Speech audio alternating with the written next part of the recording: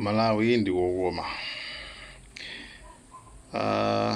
Alexious Kamangila aramba kuulutsa tsopano kuyamba kunena mayina amajaji onse ochita chinyengo maloya chanchani zonse andi mumadziwa mmene zinakhalira video tinapanga post awa tsopano Minister of Justice nduna yona zachilungamo Titus Mvalo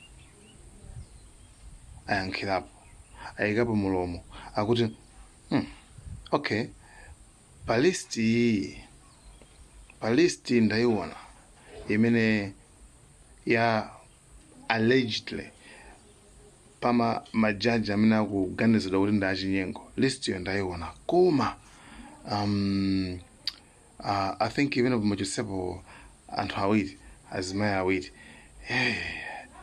azimayi akendawo muchosa azimayi awiri chifuna azimayiwo sakhozedwa nawo ngakhale kuna kuti Kamangilayo Alexious Kamangilayo sananene kuti azimayiwo ndoti achita chinyengo kuti amapanga nawo zakatangale koma kuti jajiyo wadziwabe kuti azimayi amene awa ayi ndithu sakuyenera kukhala mukaundula ameneyi wayi kungosankha azimayi awiri komanso azimayi akeso amene mwifini muno akeyo sana atchule kuti amapanga nawo katangale. What does that mean? It means kuna kuti list yo even Minister of Justice akudziwa zonseze komano amapangapo chani.